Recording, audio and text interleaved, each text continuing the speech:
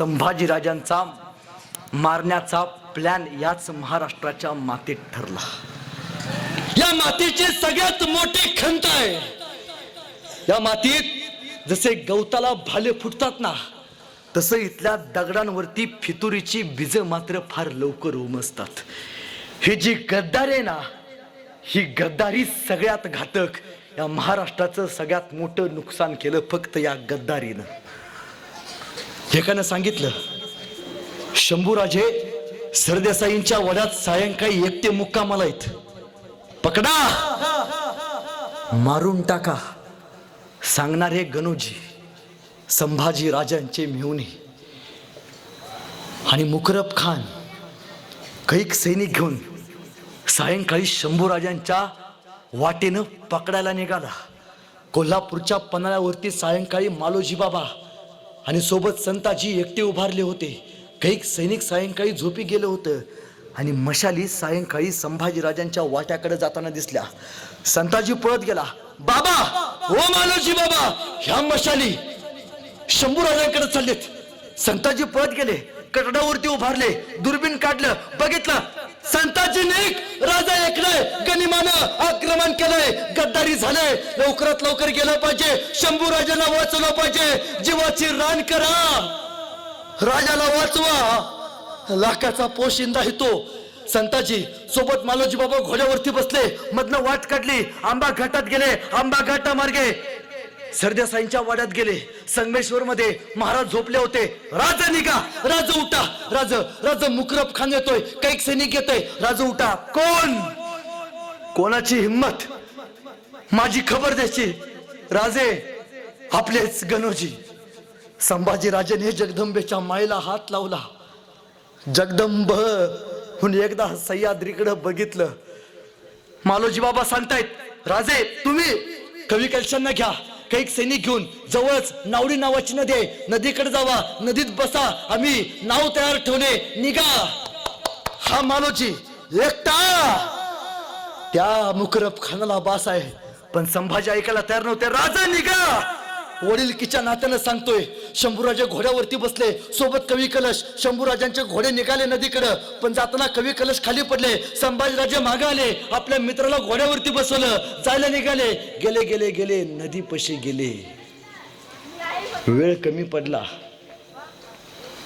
आणि एका नदीला मुकरब खानाचा सेना सागर भेटायला आला होता।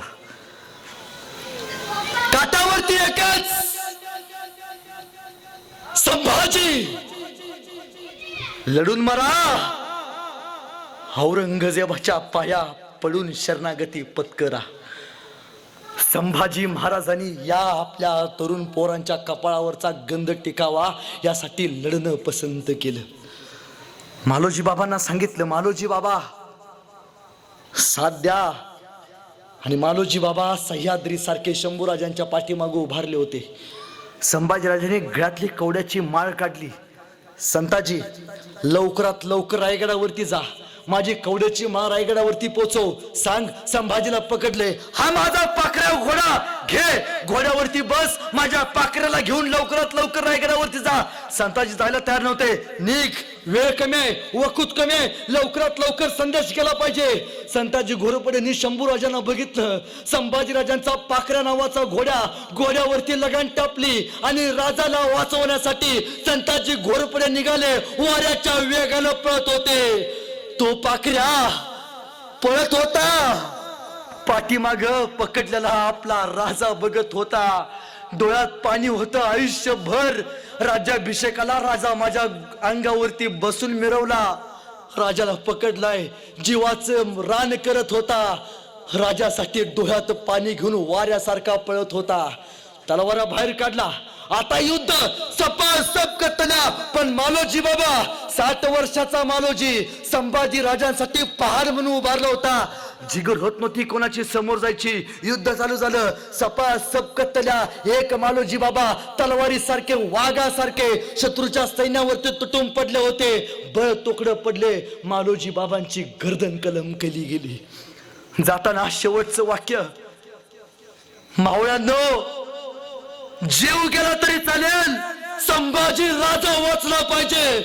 राजाला सुखरूप पोचवा. आपल्या शिवाजीचा लिहो काय रे तो? लहानपणी आई निघून गेली 2 वर्षाची, धारावून दूध पाजून मोठा केलेला लिहो काय तो? राजाच्या लेकाला वाचवा बर का, उपकार विसरू नका आपल्या राजाचं. सैनिक लढत होते, बळ तोकडं पडलं, साखळ दंड आणले आणि संभाजी राजांना गिरफ्तार करायचा प्रयत्न केला. पण कसा होईल गिरफ्तार? अरे वाघाचा छावा तो, एक पाऊल पुढे टाकायचा, राजा फक्त वर बघायचा, 4 पावलं माग सरायचं सैनिक. त्यावेळी मुकरब खानाला कळालं, जगात सगळ्यांचा नाद करा, संभाजी राजा नावाच्या छाव्याचा उभ्या आयुष्यात नाद करायचा नाही, अजिबात नाही. पण फितुरीनं दोर आणले, साखळ दंड आणले आणि छत्रपती संभाजी राजे गिरफ्तार झाले. मराठ्यांचा छावा मुघलांच्या दावणीला बांधला गेला फक्त फितुरीमुळं. आणि औरंगजेबाला कळालं, संभाजी राजांना पकडले, खाली आला, अल्लाह रहम दल्ली, जन्नत के दरवाजे सुन ले, कापर आ गया, अब दिखाएंगे औरंगजेब चीज क्या है. 9 वर्ष कुत्र्यासारखा पळवलाय मला, 9 वर्ष सोडणार नाही. आतापर्यंत डोक्यावरती जिरे टोप घालून फिरला असेल, विदूषकी टोपी घाला. आतापर्यंत अंगात राजाचे कपडे घालून फिरला असेल, जनावरांची कातडी बांधा. अंगात साखळदंड घातला असेल, अंगात हिरे माणिक मोती घातला असेल, साखळदंड बांधा. आतापर्यंत घोड्यावरनं हत्तीच्या अंबारीतनं आला असेल, सडक्या उंटाला उलट बांधा. कळू द्या जगाला, औरंगजेबानं शिवाच्या छाव्याला गिरफ्तार केलाय म्हणून. मुकरब खानानं संभाजीराजांना पकडलं, संभाजीराजांना मुघली रियासतीची कपडे घातली, घोड्यावरती बसवलं, संगमेश्वर ते अकलूज पर्यंत न्यायचं ठरवलं. का? हे अकलूज औरंगजेबाचं शहर, 40,000चा सेनासागर संभाजीराजांची वाट बघत बसला होता या अकलूज मध्ये. संगमेश्वर पासून अकलूजला जायला बराच दिवस लागतो, बराच वेळ लागतो. या माणसानं चालत अंतर अवघ्या 1 ते 1.5 दिवसात पार केले. कुत्र माग लागल्यासारखा पळत होता. का? त्या संभाजीला सोडवायचा प्रयत्न करतील. किल्ल्याच्या तटावरनं संभाजीला नेलं जात होतं, पण तटावरच्या धारकऱ्याला माहिती नव्हतं आपला राजा कैद झालाय. गावच्या वेशीवरनं आपल्या राजाला नेलं जात होतं, वारीला जाणाऱ्या वारकऱ्याला आणि गावकऱ्याला माहिती नव्हतं आपला राजा कैद झालाय. शिवाजीराजे आग्रामध्ये कैद मराठ्यांनी सोडवलं, शिवाजीराजे पन्हाळ्यावरती कैद जिजाऊंनी सोडवलं. पण ज्यावेळी संभाजीराजे कैद झाले, इतिहासात कुठं 10 गावं एकत्र आली संभाजीराजांना सोडवण्याचा प्रयत्न केला, कुठेही ऐकायला बघत नाही. अखंड महाराष्ट्र संभाजीराजांना पकडून द्यायला फितूर झाला आणि आणला अकलूज मध्ये. 40,000चा सेनासागर औरंगजेबाचा मुकरब खानाला मिळाला. शंभूराजांना घोड्यावरनं खाली टाकलं, अंगात जनावराची कातडी नाचलेली बांधली, डोक्यावरती विदूषकाची टोपी घुंगरांची बांधली, अंगात साखळदंड बांधले, उंटाला बांधलं आणि वाजत गाजत निकाली धिंड. कोणीतरी यायचं, कसाय संभाजी? या औरंगाबादची लोक बघायला, एकमेकाच्या डोक्यावरती, एकमेकाच्या खांद्यावरती, माळावरती, कसाय संभाजी? कोणतरी यायचं, संभाजीराजांच्या अंगावरती थुंकायचं. कोणतरी यायचं, दगड मारायचं. कोणीतरी यायचं, तलवारीनं नक्षी काम करायचं. बघितला असता वाटला नसता मराठ्यांचा छत्रपती आहे, भूतासारखी अवस्था करून ठेवली होती. कोणीतरी यायचं, त्या उंटाची शेपटी पेरगायचं, उंटा थया थया थया नाचायचा, अंगातले साखळदंड टोचायचे, बोचायचे, जागोजागी रक्त रक्त रक्त. राजा झुकला नाही, औरंगजेबाच्या पाया अजिबात पडला नाही, उभा राहिला. फक्त आणि फक्त या पोरांचा स्वाभिमान जागा राहावा यासाठी महाराजांना बहादूरगडावरती आणण्यात आलं. आणि औरंगजेबाला सांगितलं, हुजूर कापर आ गया. आणि औरंगजेब उठून उभा राहिला. 9 साल का था तब मुझे मिला था आगरा में, तब मैंने इसको पूछा था, क्यों रे संभा, तुम्हें हमारा डर नहीं लगता? तब इस 9 साल के संभा ने मेरे को जवाब दिया था, हमें किसी को डर नहीं लगता. अरे औरंगजेब, हमें किसी को डर नहीं लगता, लेकिन हमारी वजह से सबको डर लगता है. सच कहा था. खाली आला, नमाजाच्या रुकाता पडायला लागला, हे अल्लाह रहम दल्ली, जिसको देखने को सपना था कदमों में लाके खडा किया है. आणि खाली बसलेलं बघून शंभूराजे कवी कलशाला म्हणतात, कवी कलश ह्यो खाली येऊन बसलाय, ह्याच्यावरती सुचते का कविता? मरणाच्या दारात आहे, मृत्यूच्या जबड्यात आहे, तरी म्हणतोय सुचते का कविता? कवी कलश म्हणले, हो राजन, राजन तुम हो साचे, क्या खूब लढे हो जंग, देख के तुम्हारा तेज तखत त्यजता औरंग. और राजे तुम्ही काय लढला जंग, तुमचं ते शौर्य बघून औरंगजेब स्वतःच सिंहासन सोडून तुमच्या समोर येऊन गुडघे टेकून बसलाय. चोप. वरती येऊन बसला. पहिला प्रश्न विचारला, सच बता, कौन कौन से सरदार थे रे तेरे साथ मेरे? आणि कडाडला राजा, ही सगळी माणसं आमच्या. चोप. दुसरा प्रश्न विचारला, संभा जिंदा छोड़ देंगे, स्वराज्य का खजिना किधर रखा है? आणि कडाडला, छावा, ही माणसं आहेत ना, हा माझा खजिना, दम असेल तर जिंकून दाखव. चुप. ले जाए जाए इसको, जबान बहुत बोलती है, ले जाए जाए, बांध दिया जाए. वधस्तंभाला संभाजी महाराजांना बांधण्यात आलं. सायंकाळी औरंगजेब गेला. कवी कलशांना म्हणतोय, हे कवि आ मेरे पास, जिंदा छोड़ देंगे, क्या है उस संभा के पास? एक बात बता दे, स्वराज्य का खजिना किधर रखा है? आणि कवी कलश म्हणतात शंभूराजांना, काय म्हणतो ऐकलं का? स्वराज्य का खजिना किधर रखा है? औरंगजेबाकडे बघत कवी कलश म्हणतोय, या औरंगजेब, नमक है रे हम शंभू राजे के, जिएंगे शंभू राजे के साथ, मरेंगे भी शंभू राजे के साथ. औरंगजेब, हाथी घोड़े तोप तलवारें, फौज तो तेरी सारी है, लेकिन जंजीर में पकड़ा राजा मेरा अभी सब पे भारी है, अभी सब पे भारी है. चुप. माघारी आला. पहिली शिक्षा, डोळे फार रागाने बघतात माझ्याकडे, निकाल दो आके उसकी. अरे ज्या डोळ्यांनी आयुष्यभर सह्याद्रीला बघितलं, डोळे जाणार होते. लालभुंद तप्त सळ्या जवळ आल्या. शंभूराजांना वधस्तंभाला बांधले, पण कुठली शिक्षा संभाजीराजांना द्यायच्या अगोदर ती पहिल्यांदा कवी कलशांना द्यायची ठरवली. का? मित्राला तडपडताना बकू द्या राजाला. पण स्वराज्याच्या बलिदानासाठी हे दोन्ही अमर सिंह गरजत राहिले, सहन करत राहिले. लालभुंद तप्त सह्या संभाजीराजांच्या जवळ आल्या. छावा डोळे मोठे करून औरंगजेबाकडे बघत होता. जवळ आला, कुपसल्यात आत गेला, भोवळ्या घेऊन बाहेर आला. डोळे उरले नव्हते, उरल्या होत्या कबीनं खोपण्या, उग्र उग्र उग्र उग्र रक्त बाहेर काढणाऱ्या. डोळ्यात काटूक गेला ना. 2 दिवस डोळा घेऊन बसतो आपण. लालभुंद तप्त सळ्या आपल्या राजाच्या डोळ्यात घातल्या असतील, विंचवाच्या लवलव करणाऱ्या वेदना डोक्यात गेल्या असेल. किती किती सहन करावं एखाद्या माणसानं, किती.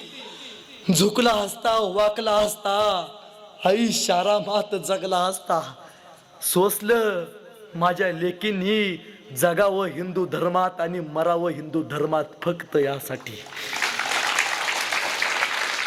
आणि दुसरी शिक्षा सुनावली, काट दो उसके कान, काप दो. हापशी निघाली. ज्या कानानं आई साहेबांना ऐकलं, ज्या कानानं जिजाऊंना ऐकलं, ज्या कानानं हर हर महादेवाची गर्जना ऐकली, कान जाणार होते. जवळ आली, समशेर बाहेर काढली, सप करण्यात आलेली, कान पडले. ना डोळे उरले होते, ना कान उरले होते. फक्त या मातीसाठी बलिदान द्यायला श्वास रूपी देह.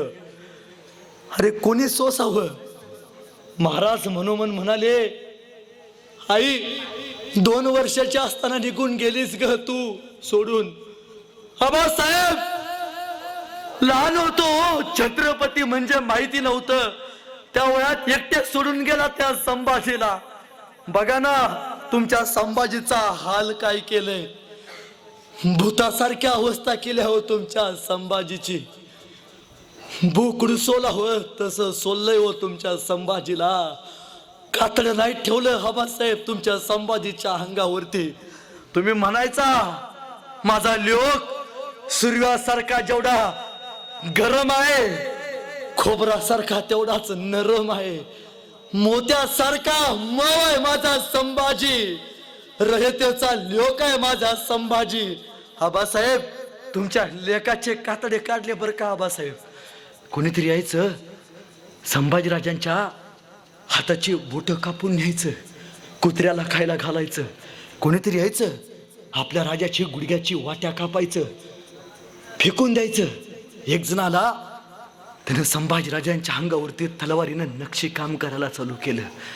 एक जण आला, त्यानं राजाचे केस उपडून धरले. एकानं संभाजीराजांच्या अंगाला मीठ चोळलं. अरे मासा तडपडावा तसा राजा तडपडला. किती सहन करावं भगवंता, मरण दे रे. आणि एकानं संभाजीराजांच्या अंगावरती गरम पाणी ओतलं. वेदना सहन होत नव्हत्या. झुकला नाही, वाकला नाही. धर्मासाठी जगला, धर्मासाठी शंभू राजा अमर झाला. शेवटची शिक्षा सुनावली. जबान बहुत बोलते, निकाल दो संभा की जबान निकाल दो. हपशी आले. वधस्तंभाला आपला राजा बांधला होता. हनुमानाला सेंदूर फासावा, रक्तानं माकला होता आपला संभाजी राजा. बघितला असता वाटला नसता मराठ्यांचा छत्रपती आहे. 32 मनाच्या सोनेरी सिंहासनावरती चमकणारा छत्रपती रक्तात लाक माखला होता. हापशी जवळ आली. संभाजीराजांनी तोंड दाबून धरलं. हापशीने संभाजीराजांचं तोंड उघडायचा प्रयत्न केला. संभाजीराजांचं तोंड उघडायचा प्रयत्न केला, उघडे ना. अरे कसं उघडेल? वाघाच्या जबड्यात घालून हात मोजती दात. हे आमची अवकात सांगणारा संभाजी राजा आहे तो. कसं उघडेल? हापशींनी संभाजीराजांसाठी युक्ती काढली. संभाजीराजांचं नाक दाबून धरलं. नाक दाबून धरल्यावरती श्वास कुदमरला. श्वास घेण्यासाठी तोंड उघडलं. सांशात घातली, जीभ बाहेर काढली, तलवार काढली. साप ज्या जिभेनं आयुष्यभर जगदंब जगदंबचे बोल उमटले, ती खाली पडली होती. ती सुद्धा तयार नव्हती राजापासून वेगळं व्हायला.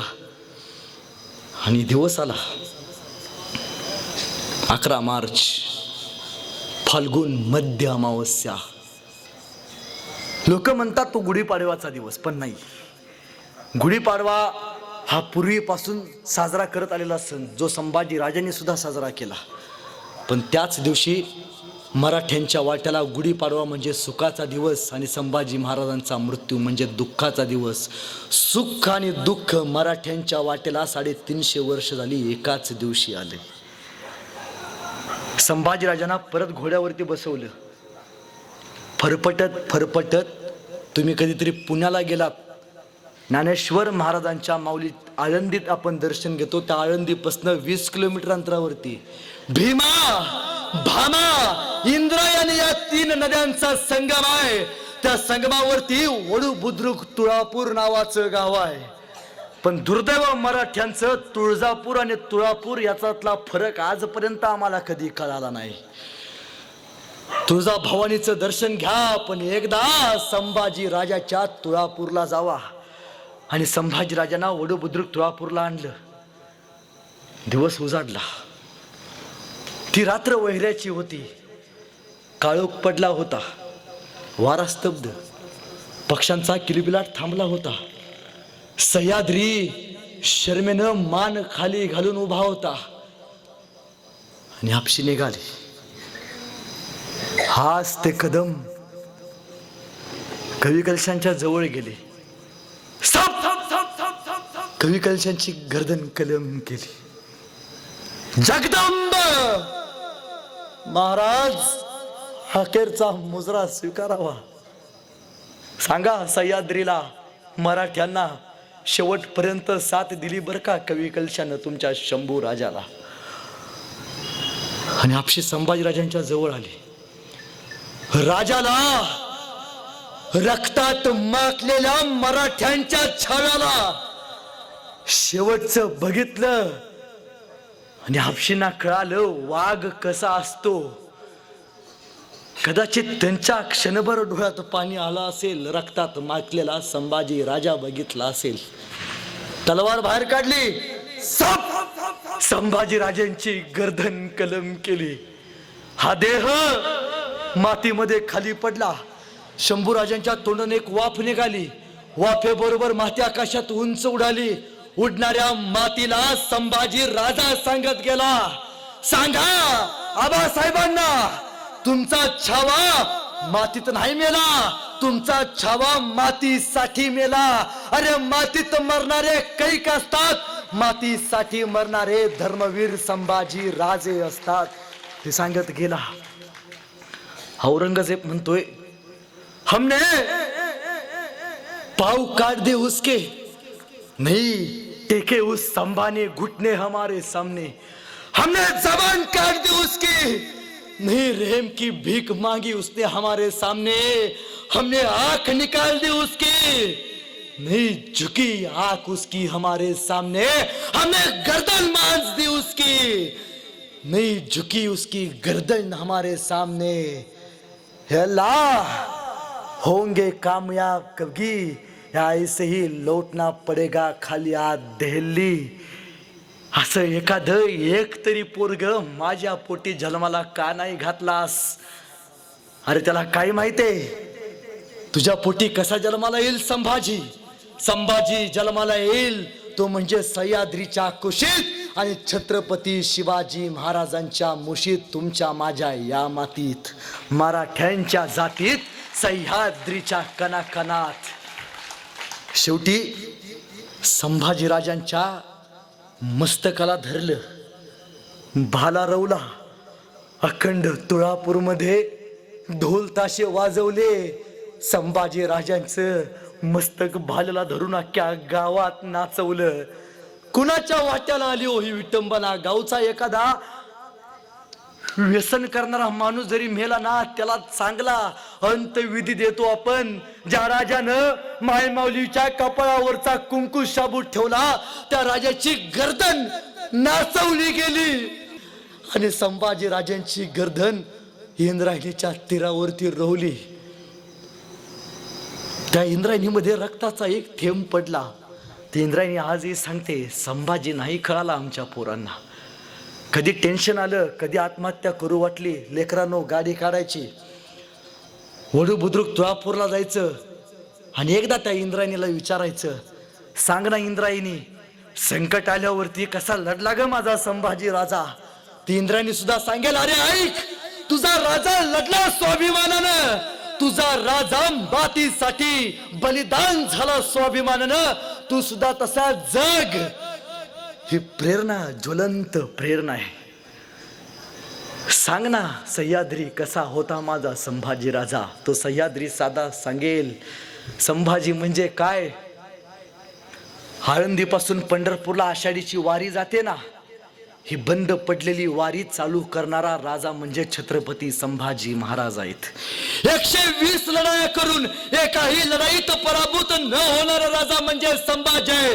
तत्कालीन काळात सगळ्यात जास्त घोडा पळवणारा, पळत्या घोड्याला डोळ्याची पापणी लावते तोपर्यंत रणांगणावरती गर्रकरणा फिरवणारा राजा म्हणजे संभाजी. जगात पहिल्यांदा बुलेट प्रूफ जॅकेटचा शोध पाषाणकोटच्या लढाईत लावणारा राजा म्हणजे संभाजी. अरे संभाजी म्हणजे काय तर स म्हणजे संकटाशी, भा म्हणजे भारतीयांनी, जी म्हणजे जिद्दीने कसं पेटावं, तया नाव आहे संभाजी राजे, तया नाव आहे संभाजी राजे. शंभूराजे गेल्यावरती एक कवी मित्र एके ठिकाणी म्हणतो, रक्त सुद्धा रडलं होतं माझा राजा गेल्यावर, रक्त सुद्धा रडलं होतं माझा राजा गेल्यावर. थकला नाही कधीच तो अनेक युद्ध केल्यावर. जखमा सुद्धा म्हणत होत्या थांब राजा थोडं, हातात होती ढाल आणि पळत होत घोड. एकदा आपल्या शंभूराजाला डोळे भरून बघ आणि तुझ्या आयुष्यातली संकट कापून टाक, तुझ्या मार्गातली संकट कापून टाक. खर तर या संभाजीराजांचे खरे मावळे जर कोण असतील आजच्या जगात तर ते एकमेव आहेत, ते म्हणजे सीमेवरती उभारलेले आपले जवान. आयुष्यात कुणाचंही ऋण विसरा. एक वेळ आई वडिलांचं ऋण नाही लक्षात ठेवला तरी चालेल, पण 2 लोकांचं ऋण, या 2 लोकांचे उपकार आयुष्यभर जपा. पहिलं ते म्हणजे सीमेवरती उभारलेले जवान आणि दुसरे म्हणजे रानात राबणारे आपले किसान. या 2 लोकांचे मरेपर्यंत उपकार विसरा. कधी विचार करा, या सैन्यामध्ये पोरं कुणाचे आहेत? तू एवढे आमदार आहेत, एका आमदाराचं पोरग आहे सैन्यात? नाही. एवढे खासदार आहेत, एकाही पोराचं आहे तिथं सैन्यात? नाही. एवढे जिल्हा प्रमुख आहेत, कोणाचं पोरग आहे सैन्यात? एकाच नाही. सैन्यात कोणाचं पोरग आहे? ज्याचा बाप दिवसभर शेतात राबतो आणि ज्याची आई रात्रीचं कालवण सकाळी गरम करून खाते, त्याचाच पोरगा सीमेवरती रायफल घेऊन देश सांभाळतोय. शेतकऱ्याची पोरं सगळी बघायला मिळतात. आपल्या गावातलं एखादं पोरग आज जाता जाता शेवटचा अर्धा मिनिट घेतो. काय परिस्थिती झाली माहितीये का आपल्या इकडं? आज आमची पोरं मेडिकलमध्ये जवळच्या कधीतरी जावा, व्यसनाच्या गोळ्या मागताना तुम्हाला दिसतील, पण सीमेवरती मर्दासारखं पळताना कधी तुम्हाला नाही दिसणार. आपल्या पोरांना आपण प्रोत्साहन का दिलं पाहिजे? गावकऱ्यांनो, एक काम करायचं. काय होतं, एखादं पोरग बाहेर अकॅडमीत असतं, पळतं, नशीब नाही लागत, भरती नाही होत, घरला येतं, चौकात बसलेली लोक म्हणतात काय मेजर कुणीकडे चालला? ते पोरग खातं आतल्यात मनाला. बापाच्या खांद्यावरनं पोरांची प्रेत जाताना स्वप्न तुटलेली मी बघितलेत. एखादं पोरग MPSC UPSCचं पुण्याला तयारी करत असतं, परीक्षेत नाही यशस्वी होत, हारतं, घरी येतं, चौकातली लोक म्हणतात 10वी न शिकलेली, काय अधिकारी कुणीकडे चालला? ते पोरग खातं आतल्यात मनाला. वेळ काढा, शेतकऱ्यांच्या पोराला सांगा लढ, बाप जिवंत आहे तोपर्यंत लढ. पोरांनो, प्रत्येकाच्या आयुष्यात 2 गुलाल असतात. प्रत्येकाच्या आयुष्यात 2 गुलाल असतात. पहिला गुलाल फिक्स आहे. कुणाचा चुकलाय काय? नाही. जो गुलाल परमेश्वरानं दिलेला आहे, पहिला गुलाल फिक्स आहे. आई वडिलांना तुम्हाला पहिला गुलाल लागणार आहे, पण आयुष्यात दुसरा गुलाल असतो, तो कर्तृत्वाचा असतो, तो आयुष्यात जगण्याचा असतो. इतके मोठे व्हा, आयुष्यात भरती व्हा. भरती झाल्यावरती अंगावरती गुलाल पडावा, गावाच्या चौकात आपला बॅनर लागावा, समोर मेजर लिहिलेलं असावं, आपल्या नावाच्या पाठीमागं आपल्या बापाचं नाव असावं, चौकात आपला बाप वाघासारखं छाताड काढून आपल्या त्या बॅनरकडे एकटक बघत असावं आणि आपल्या लेकाचा विजय बघून एकदा म्हणत असावं, बास, माझ्या लेकानं आयुष्यात सगळं कमवून दाखवलं. एका दिवसासाठी जगा, एका गुलालासाठी आयुष्यभर जगा. जाता जाता एवढंच सांगतो, माझ्या घरी कधी या, मी जन्मल्यापासून आतापर्यंत एकदाही TV बघितला नाही. माझ्या घरात TV नाही. वडिलांचं 40 लाखाचं घर आहे, 40,000चा सुद्धा TV नाही. माझ्या घरात TV नाही, पण माझ्या घरात माझ्या वडिलांनी 40,000ची शिवाजीराजाची संभाजीराजाची पुस्तकं मात्र जरूर आणून ठेवलेत. वेळ काढा, आपल्या लेकराला जवळ घ्या. शिवाजी कसा होता, संभाजी कसा लढला, लेकाला सांगा. नक्कीच मातीसाठी लढणारी पिढी या मातीमध्ये जन्माला येईल. जाता जाता एवढंच सांगतो, हर हर महादेव आवाज सुटला, हर हर महादेव आवाज सुटला, मुघलांच्या कपाळी घाम फुटला, आम्हा मर्द मावळ्यांच्या झटला चमकत्या तलवारी, मुघल पळती माघारी. शंभूराजे, अजून तुम्ही 10 वर्ष जगला असता, मुघलांनी सुद्धा कपाळावरती भगवाच लावला असता, मुघलांनी सुद्धा कपाळावरती भगवाच लावला असता. धन्यवाद. जय महाराष्ट्र, जय हिंद.